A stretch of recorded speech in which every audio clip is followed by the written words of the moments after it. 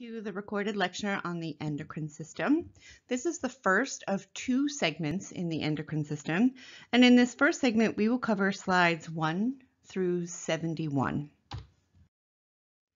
So in this first segment we will cover all of the topics on the left side or left column of this slide. So we'll get up through feedback mechanisms, control, hormone secretion, and then in the second segment we'll pick up with the thyroid gland. So two organ systems are responsible for coordinating communication between cells, between tissues, between organs and organ systems in the body, and that's the nervous system and the endocrine system. The nervous system conveys high-speed electrical impulses, and these electrical signals travel along neurons, and often neurons use a chemical signal called a neurotransmitter to communicate that electrical signal from one neuron to the next. In general, nervous system signals are very fast, and responses to those signals are very short-lived. In contrast, the endocrine system consists of a set of hormone-producing glands, and generally speaking, these hormones travel in the blood to exert their effect on distant target tissues, and hormones are slower to act, but they have longer lasting effects. And there is quite a bit of overlap between the two systems, and both systems influence growth, behavior, emotions, development, and metabolism. So here's a review of the forms of cell-to-cell communication. In the endocrine system, we spend most of our time talking about the communication that's shown on the left side of this image, where we have an endocrine cell, which is a hormone-secreting gland cell, that releases a chemical signaling molecule that travels in the blood. This would be a circulating hormone. And then it acts on target cells in one or more distant places in the body. Previously, we've covered the nervous system, and also part of the endocrine system are local hormones, paracrine and autocrine substances, and I'll tell you more about those in a little bit. So your endocrine system consists of any hormone-producing cell. If it's a cell and it produces a hormone, it is technically part of your endocrine system. These are the classic endocrine glands, but they are not, this is not a comprehensive list of every type of organ, tissue, or cell that produces hormones. So for example, the enteroendocrine cells that are found in the lining of the GI tract in the gut mucosa, notice that they are not included here, but they produce hormones like gastrin and somatostatin and cholecystokinin. So these are the classic endocrine glands, and we will cover most of these in this lecture. So endocrine glands are ductless, meaning they manufacture their signaling molecule, the hormone, and they secrete it. They release it into the extracellular environment. They do not secrete it into a little tiny tube called a duct. And here's a good image of that. So we see these endocrine cells. They're sort of white cells. Maybe their plasma membranes are blue and their nuclei look lavender. And these cells manufacture the green balls, and these green balls represent hormones, and this hormone is a signaling molecule, and these signaling molecules are not secreted into a duct but rather into the interstitial fluid. And now once these signaling molecules are part of interstitial fluid, they diffuse into the blood by crossing the wall of a blood capillary, and once they're in the blood they circulate all over the body, and they're going to diffuse out of capillaries at distant tissues. So the nervous system and the endocrine system are completely linked. In some places in our body, they totally overlap, where there really is no distinction between the two systems. So sometimes the term neuroendocrine system is far more appropriate because it's more suitable. It better describes the situation. And these are three pathways of signaling.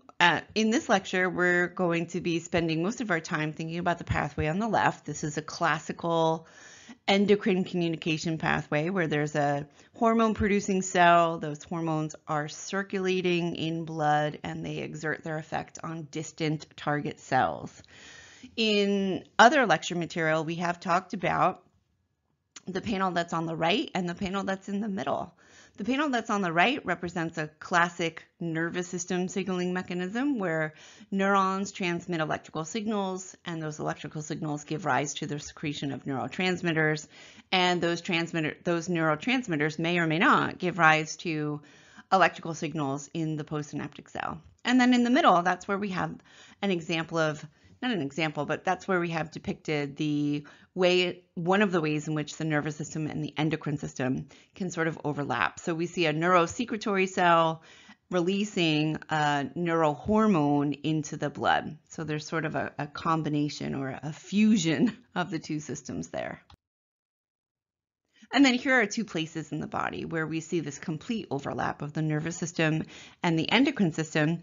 In a previous lecture, particularly when we talked about the autonomic nervous system, we thought about the image on the right, how the autonomic nervous system controls the secretion of epinephrine and norepinephrine from the adrenal medulla. And in the adrenal medulla, we find these modified neurons called neurosecretory cells, and they release technically epinephrine and norepinephrine in this context are neurohormones. Those hormones get secreted into the blood and they exert their effects on many different tissues around the body, sympathetic effects. In today's lecture, we will spend a lot of time talking about the picture that is shown on the left. Here we see the relationship between the hypothalamus and the pituitary gland, and the overlap between the endocrine system and the nervous system is really clearly visible when we look at the relationship between the hypothalamus and the posterior pituitary, and that's coming up. Okay, so hormones are chemical messages, and so we get to revisit a lot of the foundation of cell-to-cell signaling that we talked about very early this semester. So a cell signal can only exert its effect on a target cell, and what defines a target cell is that it has a receptor for that particular signaling molecule. So shown here is an endocrine cell at the top. This cell is secreting chemical messages. Here we're thinking about hormones, and that chemical message is represented by that blue square. And then there are three potential target cells shown below, A, B, and C, but only one of these cell types bears the receptor for that particular chemical message. That particular hormone can only trigger a response in cell A, because cell A bears a protein receptor that is the proper three-dimensional shape to bind with the signaling molecule. So cell B and cell C, neither of those cells are target cells. They are essentially deaf or blind. They are oblivious to the existence of that blue square signaling molecule because they don't have any way to detect it. They don't have receptors for that blue signaling molecule, and therefore they cannot be target cells or target tissues. We will spend most of our time thinking about circulating hormones in this lecture. However, you should also be aware of local hormones. Local hormones include paracrine and autocrine signaling molecules. So this is the pathway for a circulating hormone. So we'll come back to this again and again, where we have an endocrine cell that releases a signaling molecule. It gets transported by the blood all over the body as it leaves those systemic capillaries in whatever tissue it happens to be in. If that tissue, if those cells have receptors for that signaling molecule, they are by definition target cells. And those receptors enable those cells to respond to that signaling molecule. And what those responses look like, we'll talk about in a little bit. But this is what a classic circulating hormone looks like. And then we can contrast it with local hormones. So local hormones are secreted and exert their effects locally. they do not generally circulate in blood, and local hormones are divided into two categories, paracrine and autocrine. So looking at the top of this panel, the top panel here, a paracrine signaling molecule is secreted by one cell and acts on a neighboring cell. So that paracrine signaling molecule diffuses through interstitial fluid to affect the neighborhood. And if those neighboring cells have receptors for that paracrine signaling molecule, then it is by definition a target cell. So an example of a paracrine substance are interferons, abbreviated INFs, interferons. So when a cell is infected by a virus, that infected cell will secrete interferons. And interferons are local messages intended for its neighbors.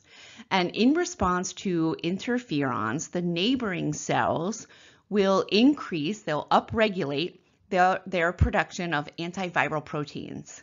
So the virus infected cell, it's almost its way of signaling to its neighbors, like, help, I've been hit, but you can protect yourselves. You should increase your antiviral protections now.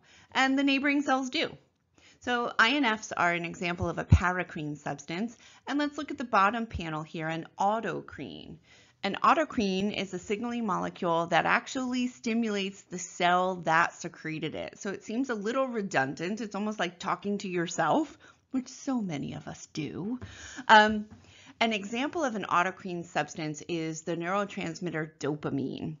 So dopamine is a neurotransmitter in the central nervous system, and the dopamine secreting cells, so they're neurons, they also have receptors for dopamine. As does the postsynaptic cell, the presynaptic cell, the secreting cell, bears receptors for dopamine, and this is one way in which the presynaptic cell can monitor how much dopamine is in the synaptic cleft.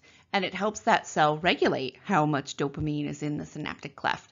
So if there's plenty of dopamine in that synaptic cleft over and over and over again, the cell knows that because it has dopamine receptors, and it will release less dopamine over time.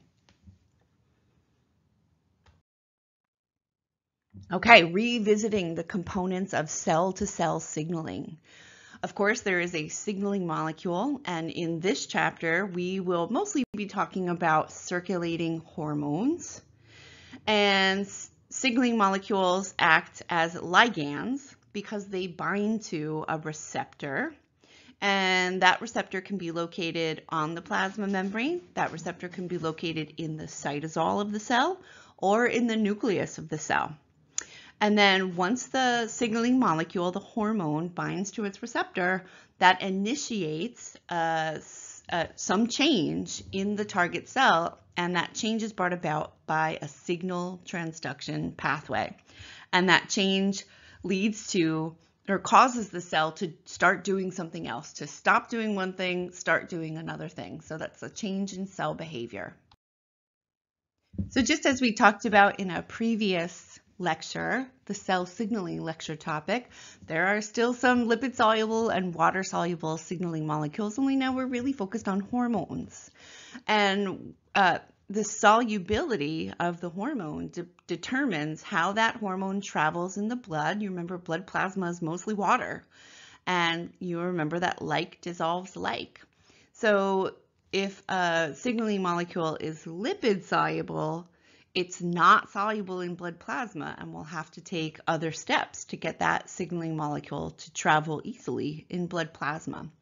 The second factor that is related to the solubility of the hormone is the location of the receptor on the target cell. Is it on the target cell, meaning it faces the extracellular surface and it's part of the plasma membrane, or is it inside the target cell? It's in the cytosol or the nucleus. So what would you predict? Let's think about a lipid-soluble signaling molecule. How would that signaling molecule travel in the blood? Would it be free, meaning not connected to anything and just simply surrounded by the water molecules and the solutes that are in blood plasma? Or would it need to be bound to a transporter, a chaperone protein?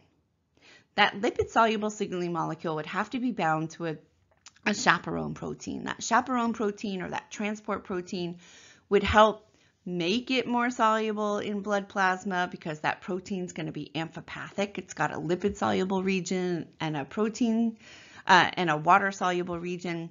So that transport protein is going to make the lipid-soluble molecule more soluble in a sense in blood plasma, and it's going to keep those lipid-soluble molecules apart, keep them away from each other, prevent them from clumping together into a lipid droplet.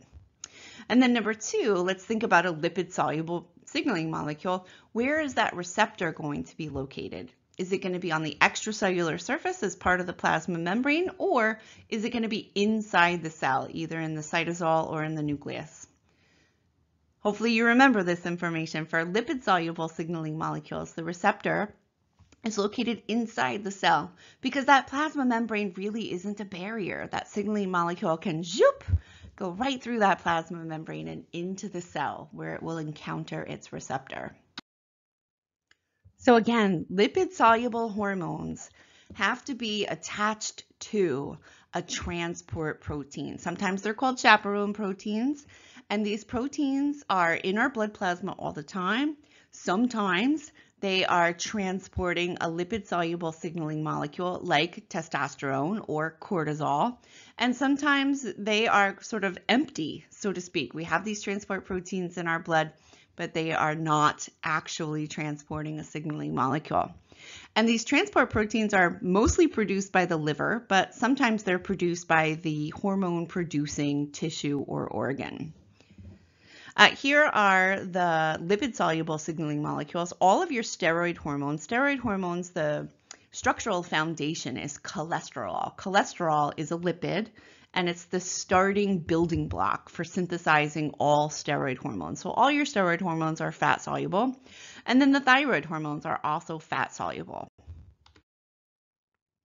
So here we're looking at what happens with a lipid-soluble hormone. Notice up top, the fat-soluble hormone is shown in green and the transport protein is shown in blue, and that transport protein is like a chaperone. It prevents that lipid-soluble molecule from joining up, from merging with other lipid-soluble hormones. And then that lipid-soluble hormone diffuses out of the blood.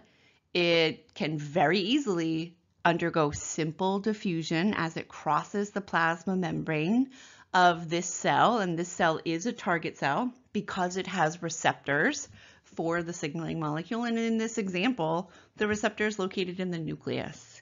And the nucleus, I hope you remember, is also surrounded by a membrane, a double phospholipid layer with proteins embedded in it. And this is a small fat-soluble molecule. Maybe it's a molecule of testosterone. That phospholipid bilayer is really no barrier to a small fat-soluble molecule like testosterone. And so, testosterone can diffuse right into the nucleus and it will bind with its receptor. Water-soluble hormones are able to travel in the blood in their free form. And what free means is they're just simply not attached to any type of chaperone or transport protein.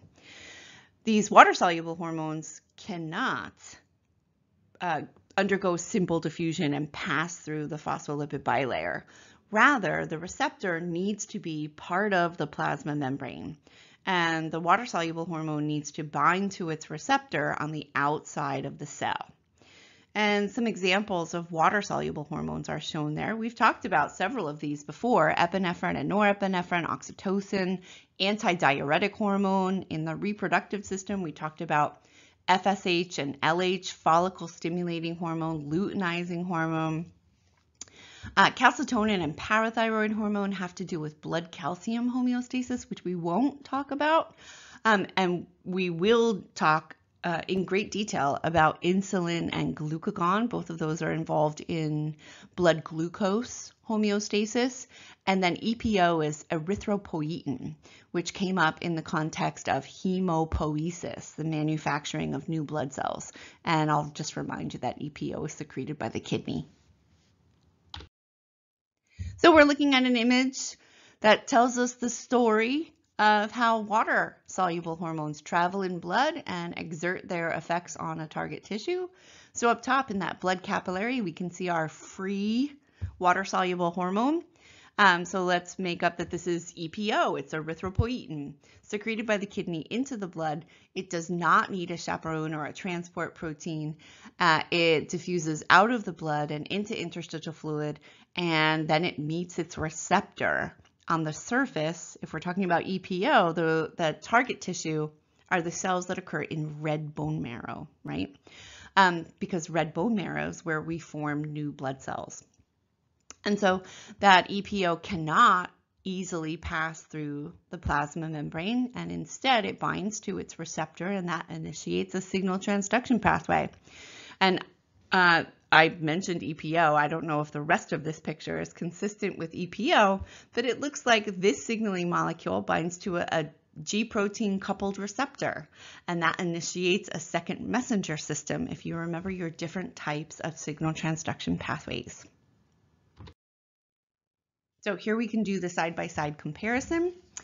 On the right, we see the situation for a water-soluble signaling molecule, and on the left, we see a fat-soluble signaling molecule.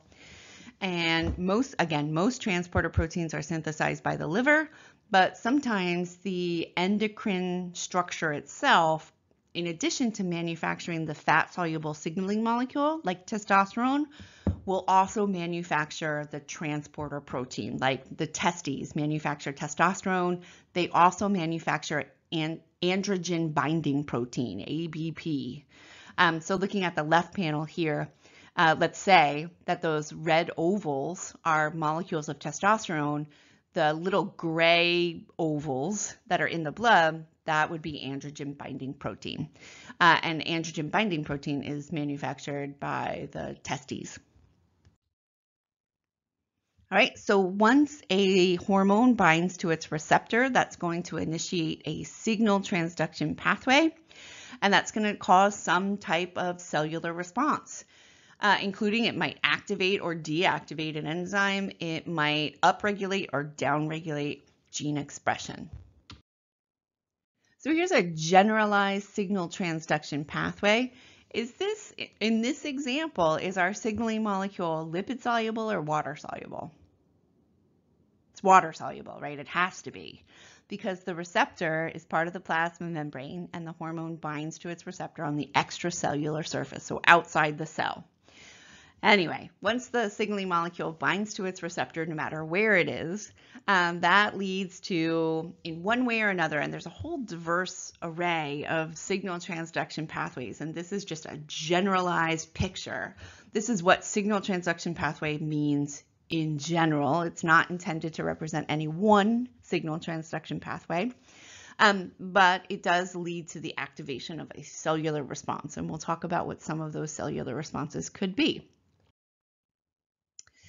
This is definitely for a water-soluble hormone. So epinephrine is the example hormone here. It binds to a G protein coupled receptor, and that leads to a second messenger system. And here in our example, we see that in certain cells, like muscle cells or liver cells, epinephrine causes glycogenolysis, so the breakdown of glycogen in liver cells. And if it's liver cells that we're talking about, those liver cells then release that resulting glucose into the blood. And now that glucose is available for your skeletal muscle cells, for example. So you remember epinephrine is part of the fight or flight response, right? It's secreted from the adrenal cortex in response to increased sympathetic output to the adrenal glands. So epinephrine is also secreted along with norepinephrine. And together, the two hormones can influence many different target tissues in the body. Previously, we talked a lot about how norepinephrine influences the heart, right? And you know it's going to speed up heart rate, and it's going to cause the heart to beat harder. It will increase contractility. Here's an example of what epinephrine does to the liver during the fight or flight response, right? It makes sense that you should increase your blood glucose concentration, because to prepare the body for fight or flight, those skeletal muscle cells are going to need an increase in the supply of glucose to support ATP synthesis. So what happens during the fight or flight response, or even just during a general increase in sympathetic arousal? You don't have to be in fight or flight mode, but just a little increase in sympathetic arousal will increase your blood glucose. And then here's a general signal transduction pathway for a lipid-soluble hormone. Here, the example hormone is estradiol. That's one of the estrogens. And it is a steroid hormone. So it's a small lipid-soluble molecule. Zoop, it goes right through the plasma membrane to encounter the receptor that's located in the cytosol. And once the hormone binds to its receptor, that's called the hormone receptor complex, that complex, zoop, goes right through the nuclear membrane and then acts as a transcription factor. It binds to a very particular location on the DNA where it can upregulate, it can turn on transcription, which you know is followed by translation. It can turn on the synthesis of a particular protein. And in this image here, vitellogenin is a protein associated with eggs, as in the female reproductive cell egg.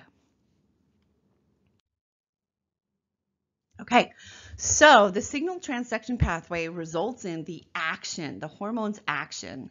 And for every hormone, there is one or more actions, and we can list them. What does this hormone do in the body? How do specific cells and tissues respond to this particular signaling molecule? So we'll do several examples of hormone actions. This is sort of general. A hormone in general could change plasma membrane permeability. That might be the action of that hormone in that cell. A hormone could change cellular metabolic rate. A hormone could increase the secretion of a substance. A hormone could increase the contraction of muscle cells. And this is specifically smooth or cardiac, not skeletal muscle. You know what causes skeletal muscle to contract, and it's not a hormone.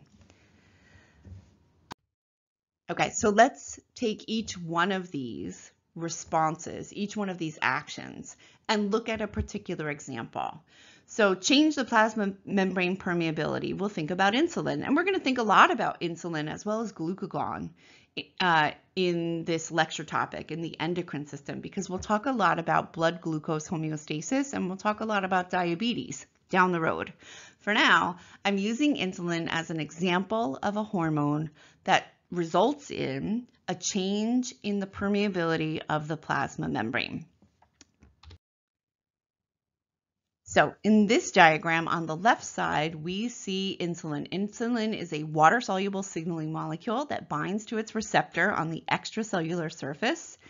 It initiates a signal transduction pathway that involves phosphorylation and kinases, and ultimately the action of insulin, one of the actions of insulin is shown here. This cell responds to insulin by increasing its permeability to glucose.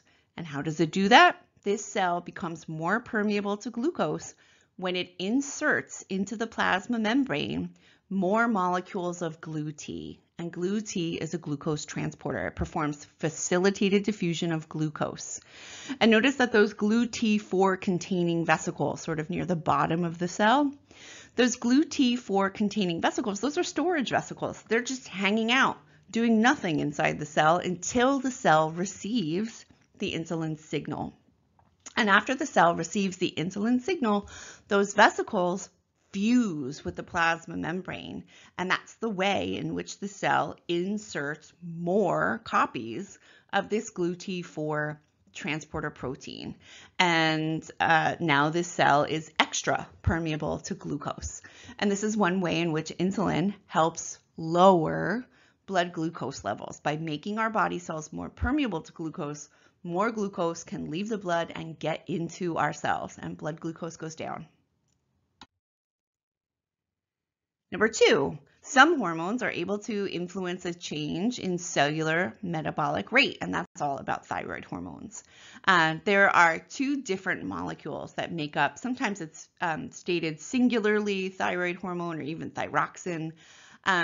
but there are two different molecules that are abbreviated T3 and T4, and we'll talk more about T3 and T4 down the road when we get to the thyroid. But most of our body cells have receptors for T3 and T4, and the cellular response is to produce more enzymes that are required for cellular respiration. So all of those enzymes that are utilized in glycolysis and in the Krebs cycle, etc. Our cells respond to T3 and T4 by upregulating those enzymes that better enable them to manufacture new molecules of ATP. So we are looking at an overview, a very coarse, broad brushstroke of how T3 and T4 get into our cells and what they do inside of our cells. So T3 and T4 are lipid-soluble signaling molecules. They pass through the plasma membrane, they bind to their receptors inside of our cells, and the hormone receptor complex forms a transcription factor. So in the nucleus, that hormone receptor complex binds to the DNA and turns on transcription for enzymes that are required for cellular respiration. So I'll tell you what this slide says, but I'm going to use the picture on the next slide to explain it. So look at the top left portion of this cell where you see T3 and T4 in the extracellular environment, and then in the plasma membrane you see a transporter protein. So T3 and T4, they are lipid soluble. So according to the model that I presented to you earlier, lipid soluble signaling molecules don't need a membrane receptor, right? Because they can just zoop, go right through that phospholipid bilayer. However, and that is true for T3 and T4, but many of our body cells do have membrane proteins that make it even easier for T3 and T4 to get into our cells. They're like little, ushers, right? If you've ever gone into a performance, maybe a concert or a play, and there's been an usher, somebody who looks at your ticket and walks you to your row to help you find your seat. Right? Could you find your seat without the usher? Sure, you could find your seat without the usher, but the usher makes it easier for you. So you can think about that transporter protein as an usher, and T3 and T4 really are lipid-soluble signaling molecules. Another way in which cells can respond to a hormone is to increase the secretion of a substance. And the example hormone that I'm going to provide is glucagon, because we're going to talk about it much later. So glucagon is involved in blood glucose homeostasis. It's secreted by the pancreas. And I'll use the next slide to show you one of the actions of glucagon. It's going to increase the secretion of a substance. So top right of this diagram, we see glucagon binding to its receptor, and that signals a signal transducer, initiates a signal transduction pathway. You can tell it's a second messenger system because cyclic AMP is involved. There's also a phosphorylation cascade happening. And one of the actions of glucagon is to promote glycogenolysis. So this is in a liver cell, and our liver cells store glucose in the form of glycogen. Glycogen is a polysaccharide, and glucagon promotes glycogenolysis, and these liver cells will release the resulting glucose into the blood. So glucagon helps raise blood glucose levels because it causes the liver to secrete glucose. And then our fourth potential action of a signaling molecule is that it can induce muscle contraction in smooth muscle or cardiac muscle, not skeletal muscle. So very early this semester, we talked about the hormone oxytocin, and oxytocin is secreted by the posterior pituitary, and we talked about it in the context of labor and delivery. So the pregnant mother has gone 40 weeks, and the baby's head pushes into the cervix, and the cervix stretches, and there are those stretch sensitive cells in the cervix that then signal to mom's hypothalamus. Well, mom's hypothalamus is going to cause the secretion of oxytocin into her blood from the posterior pituitary. And in that blood, oxytocin will bind to its receptors in the smooth muscle that makes up the wall of the uterus, and the uterus is the womb. So there's a lot going on in this image, but if we look at the top center of this image, we see oxytocin, and it's a small peptide molecule. That's what those little letters are abbreviating: gly, lu, pro, cis, etc.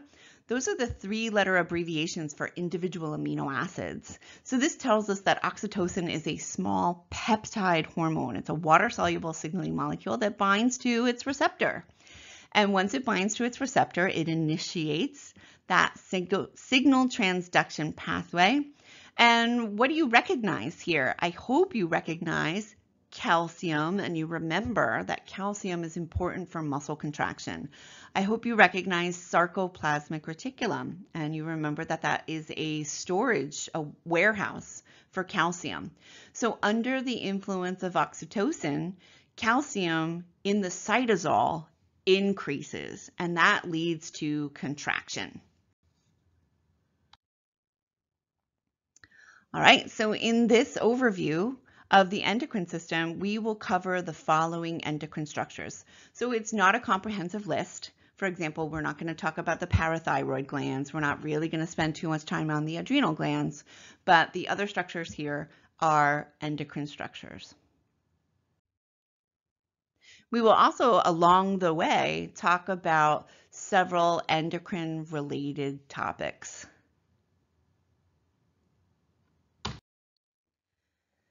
Any lecture on the endocrine system must include the hypothalamus and pituitary gland. And this is, again, a wonderful example of how the nervous system and the endocrine system are totally intertwined. The hypothalamus is part of the central nervous system, and the pituitary gland is really 2 glands in one. The posterior pituitary, which is represented on the left side of that diagram, is really an extension of the central nervous system, and the anterior pituitary is really a classic endocrine gland. So the hypothalamus controls the pituitary gland, both sides, by very different means. And the pituitary gland, particularly the anterior pituitary, controls many other endocrine structures.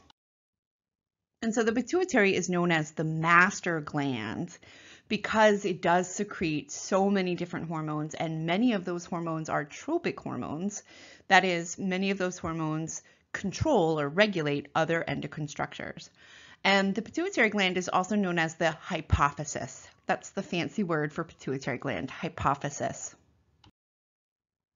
So here we're looking at the location of the hypothalamus and the pituitary gland in the brain. The hypothalamus is part of the diencephalon. That's one of the major brain regions, and it connects to the pituitary gland by a stalk known as the infundibulum. And the pituitary gland is 2 glands in one. They operate quite distinctly from each other, so they're really separate structures. They just happen to be co-located. The posterior pituitary is also known as the neurohypophysis, and the anterior pituitary is also known as the adenohypophysis. So let's take a closer look at the function of the posterior pituitary and the function of the anterior pituitary, because they really are quite different. So the posterior pituitary is an anatomical extension of the hypothalamus, and I'll show you what that means in just a moment. The posterior pituitary is made up of nervous tissue, so it really is an extension of your brain. It contains modified neurons that secrete neurohormones, and those modified neurons are called neurosecretory cells.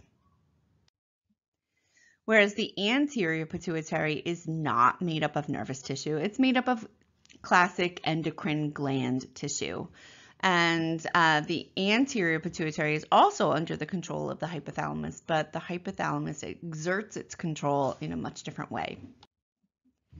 So in this image, we are focusing on the anatomy and the physiology of specifically the posterior pituitary, or the neurohypophysis. Notice that both the hypothalamus and the posterior pituitary, the artist chose the same color, this sort of dark yellow color, because they're made out of the same type of tissue.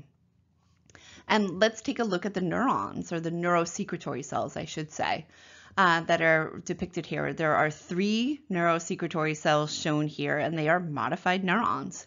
Their cell bodies lie in the hypothalamus, and their axons stretch from the hypothalamus through the infundibulum to the posterior pituitary. So their axon terminals, the end of the axons, are located in the posterior pituitary. And action potentials in these neurosecretory cells, you remember that action potentials arise at the axon hillock, which is the junction between the cell body and the axon. Those action potentials travel down the axon to the axon terminal, and that leads to the release of these neurohormones, ADH and oxytocin, from the axon terminals of these neurosecretory cells. So it is action potentials that arise in the brain that liberate or cause the secretion of either ADH or oxytocin. And then ADH and oxytocin are circulating hormones. To be more specific, they're circulating neurohormones, but we have talked about each of these signaling molecules before. ADH came up in the context of the kidney and facultative water reabsorption. ADH is also known as vasopressin, and ADH stands for antidiuretic hormone, and it's responsible for causing aquaporins to be inserted into the apical membrane of the cells in the nephron, specifically the late distal convoluted tubule and the collecting duct, and they help your kidneys produce a concentrated urine. So it's a water conserving mechanism. And then oxytocin, we talked about in the context of childbirth. It'll also come up again when we talk about, or maybe it already came up for us. It comes up again for us in the context of reproduction because it plays a role in lactation. Okay, so to recap, the hypothalamus controls the posterior pituitary because the posterior pituitary is a direct extension of the hypothalamus. The hypothalamus and the posterior pituitary are made up of neurosecretory cells that secrete neurohormones directly into the blood. The 2 neurohormones that are released by cells in the posterior pituitary are ADH and oxytocin. The anterior pituitary, different animal altogether. The anterior pituitary is also controlled by the hypothalamus, but not using electrical signals, rather using chemical signals. So the hypothalamus is also, you can think of the hypothalamus as an endocrine structure because it secretes these neurohormones that are collectively called releasing hormones and inhibiting hormones. And the neurosecretory cells in the hypothalamus, a different set of neurosecretory cells now, they secrete these signaling molecules that act directly on the anterior pituitary, causing or preventing the anterior pituitary from secreting other hormones. It's a little complicated. Let's take a look at a picture.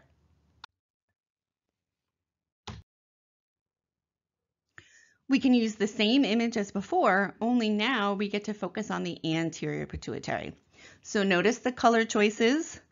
The artist used yellow again to show us the nervous tissue in the hypothalamus, but the anterior pituitary is not yellow, rather the artist used pink. And the cells that make up the anterior pituitary are gland cells. It's not nervous tissue. And gland cells come from epithelial tissue, not neurons. And in the hypothalamus, notice that we again see neurosecretory cells. These are different neurosecretory cells. These cells are modified neurons that secrete signaling molecules into the blood. And these signaling molecules, these neurohormones, are called releasing hormones and inhibiting hormones, named appropriately for their effect on the cells that make up the anterior pituitary. So these releasing hormones and inhibiting hormones travel in the blood and they exert their influence on the cells of the anterior pituitary to either release or stop releasing all of the hormones that are shown below. So let's just take a little overview of these hormones that are produced by the anterior pituitary. Some of them you're familiar with from previous lecture material. Some of them we are not going to cover this semester. at least one of them we will talk about later in this lecture topic. So FSH and LH come up in the context of the reproductive system, and that's follicle stimulating hormone and luteinizing hormone. And those are tropic hormones because they influence other endocrine structures, specifically the gonads. The ovaries or the testes are the target organs for these two hormones. And then TSH we'll talk about more in just a little bit. TSH stands for thyroid stimulating hormone. ACTH is adrenocorticotropic hormone. It stimulates cells in the adrenal cortex. That's another endocrine structure. We are not covering the function of the adrenal cortex today. Prolactin comes up a little bit in the context of the reproductive system because it is involved in lactation. And then MSH is melanocyte stimulating hormone. We're not going to cover that. And likewise, we are not going to cover GH, which is growth hormone. So you can get a true sense of why the pituitary gland is called the master gland, because it makes such a wide variety of hormones, and many of these hormones exert their influence on other endocrine structures. What I'd like to draw your attention to next is the vasculature. So in pink, find the blood vessels. They're all in pink. And in the relationship between the hypothalamus and the anterior pituitary involves a portal system. The hypophyseal portal system is what we're looking at here. And so let me get a pen. And let's try dark blue here. So this is an arteriole, right, delivering blood into the hypophyseal portal system. And I hope you remember that in a portal system, there are two different capillary beds. So this is capillary bed number 1 around the cells of the hypothalamus. And then this is capillary bed number 2 that serves the cells of the adenohypophysis, also known as the anterior pituitary.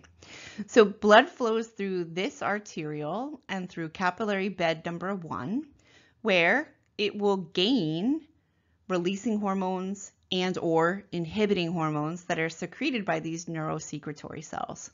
And these releasing and inhibiting hormones travel in the blood through these veins. These veins are called the hypophyseal portal veins. And I hope you remember that portal veins carry blood from one capillary bed to the next capillary bed. And in capillary bed number 2, these releasing and inhibiting hormones are delivered directly to the anterior pituitary, where they can exert their effect on those cells. And in response, those cells will release hormones, I think shown in sort of the turquoise blue dots, are meant to represent any of these hormones that are secreted by the anterior pituitary. And so these hormones exit as part of, this is just a venule, right? And now we have left the portal system and our normal vasculature setup applies. So this blood is headed back toward the heart through veins. So the hypophyseal portal system is a vascular structure, and it transports blood from the capillary bed that's in the hypothalamus directly to the capillary bed that's in the anterior pituitary. And in that blood, we'll find the releasing hormones and inhibiting hormones that were secreted by the neurosecretory cells of the hypothalamus. What's a portal system again? Where else have we seen a portal system? A portal system occurs when we have two successive capillary beds, and we have seen that in the digestive system. The hepatic portal system, right? The two capillary beds in the hepatic portal system, well, there are many capillary beds in the hepatic portal system, but in general, capillary bed number 1, and this is a lot of different capillary beds, but they all surround the GI tract. So the capillary beds in the stomach and the small intestine and the large intestine, that's essentially capillary bed number 1. And those capillaries gain newly absorbed nutrients, right? And then that capillary bed number 1 delivers blood into the hepatic portal veins that travel to the liver. And in the liver is where we find capillary bed number 2, those liver sinusoids. And those liver cells are able to take in or modify those recently absorbed nutrients. Here's a different artistic representation where we can really look at the vasculature between the hypothalamus and the pituitary gland. So let me start by focusing on what we were just talking about. And maybe I'll use purple here because it's a little bit of a different color. So this is the hypophyseal portal system here. I'm outlining, where we have capillary bed number 1 that serves the hypothalamus, and then these portal veins, and then capillary bed number 2, which serves the anterior pituitary. This is a portal system. And let's contrast that to the vasculature around the posterior pituitary. This is not a portal system. This is the vasculature around the posterior pituitary, and it's just a regular old capillary bed where we have oxygen-rich blood flowing through this arteriole. It passes through these capillaries. Notice the color change as blood loses oxygen and gains carbon dioxide, right? That's how it's represented artistically. Blood doesn't really change color that dramatically. And then these are venules that are delivering oxygen poor blood, but maybe this blood picked up some hormones here. This blood is now part of venous circulation and on its way back to the heart.